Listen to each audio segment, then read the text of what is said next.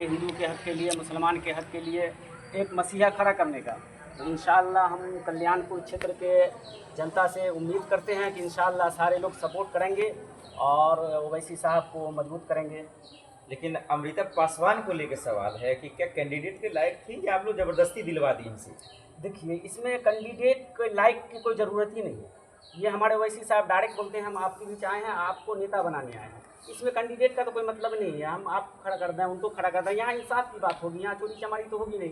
तो हम किसी को भी लेकर के आए, किसी को भी खड़ा कर दें, उनसे इंसाफ कराना और क्षेत्र की तरक्की के लिए काम करना है। चोरी चमारी कौन कर रहा था? क्या महेश्वर हजारी कर रहे थे? कुछ कर थोड़ी रहा था। चोरी चमारी की बात अब देखिए, महेश्वर हजारी के अब्बा 10 साल पहले थे, उसके बाद महेश्वर हजारी जी आए और अभी एक विधायक को 5 साल के अंदर 4 करोड़ रुपया मिलता है ओनली मेंटेनेंस के लिए। तो ये 4 करोड़ अगर आप जोड़ेंगे तो 100 करोड़ रुपया हो रहा है 25 साल में पूरे।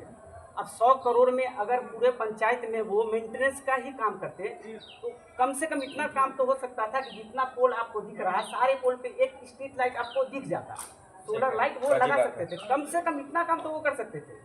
उसके बाद जो फंड आता है रोड बनाने का, कर रहे हैं तभी तो कंटिन्यू जीत रहे सर, बैक टू बैक जीत रहे हैं। 15 साल हो गए। नहीं, लोगों के पास ऑप्शन नहीं था। अच्छा, लोगों के पास ऑप्शन नहीं था, अब ऑप्शन आ गया है तो इंशाल्लाह लोग ओवैसी साहब ऑप्शन की आरजेडी लड़ी रही है, जेडीयू लड़ी रही है, तमाम सीपीआई में लड़ी रहा, तमाम पार्टी तो लड़ी रहा है। सारी पार्टी को लड़ने ये बोली ना एमआईएम नहीं था, ये पहली बार आया। हाँ, ये ऑप्शन आया है। हाँ। लोगों के पास ये पहले जो भी लोग थे सारे वैसा ही थे। अभी एक ऑप्शन आया है जो इंसाफ की बात करने के लिए आए हैं हमारे बीच और जो क्षेत्र की तरक्की के लिए आए हैं और हिंदू मुस्लिम भाईचारे को एक करने के लिए आए हैं। आप प्रवक्ता है, रागिब नाम है, आप तो राग गाएंगे ही एमआईएम साहब का, लेकिन लोग ना चाह रहे हैं, उनको तो लोगों के बीच में भी नहीं है। अरे साहब, आप कैसे जानते हैं कि लोग नहीं चाह रहे हैं? लोग चाह रहे हैं। हम लोग 3 साल से फील्ड में ही है। 4 विधायक था, आरजेडी में चला गया, फिर कैसे बात करिएगा? अब विधायक भगे हुए आ गए, वो चले गए तो उनकी बात हम क्यों करेंगे? वो तो आएंगे भागेंगे, इसलिए उनको पैसा चाहिए, माल मारना था उनको माल मिल नहीं रहा था, इसलिए वो भाग के चले गए। तो एमआईएम पे भरोसा है कल्याणपुर से या कैंडिडेट पे है, उम्मीदवार पे है? नहीं, हमको एमआईएम पे है।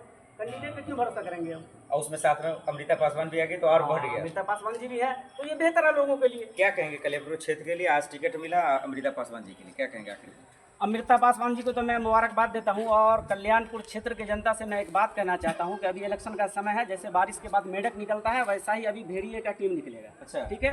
और वो एक एक गिरोह बना के निकलेगा। हाँ। कोई आरजेडी के रूप में निकलेगा, कोई बीजेपी के रूप में निकलेगा, कोई किसी हाथ में घास का, हरियाली का घास उसके हाथ में होगा। ठीक है। अच्छा। कोई वो 10,000 का लालच देगा। हाँ। कोई आपको जैसे 2500 का लालच देगा।